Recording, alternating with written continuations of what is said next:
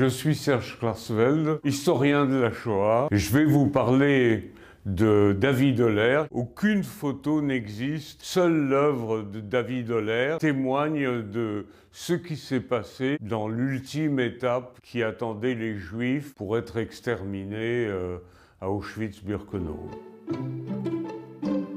David Holler est le seul survivant des Sonderkommando qui avait la compétence d'être peintre et de pouvoir exprimer tout ce qu'il a vu au dernier endroit vécu par les victimes de la Shoah. David Holler est né à Varsovie au début du siècle.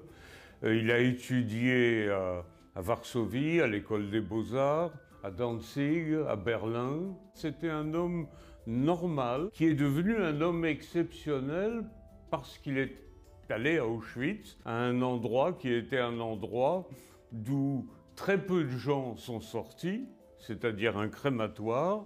Et non seulement il en est sorti, mais il en est sorti avec la volonté de témoigner et que tout de suite il a témoigné.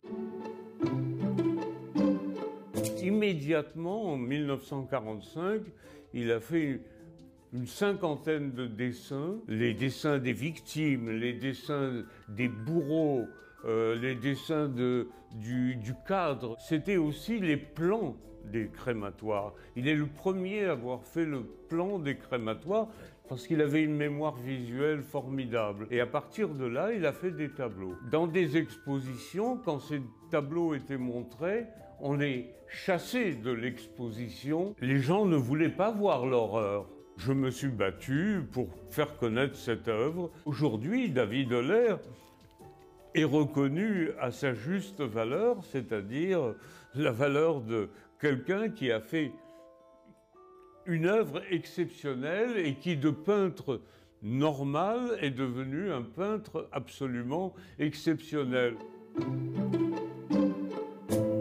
Le Sonderkommando, c'était une équipe de Juifs chargée de la maintenance du crématoire, conduire les Juifs, de sortir les Juifs morts, de brûler les Juifs, etc.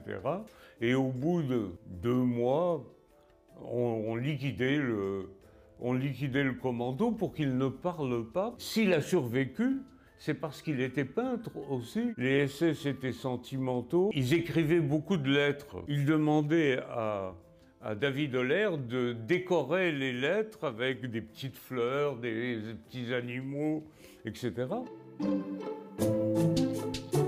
La plupart des survivants, certains ont témoigné pendant et d'autres ont témoigné immédiatement dès qu'ils sont sortis.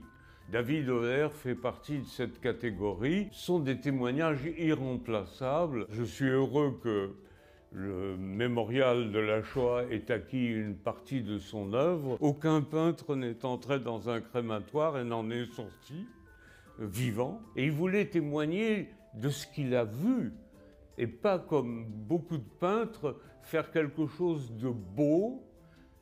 Lui, il voulait faire quelque chose de vrai.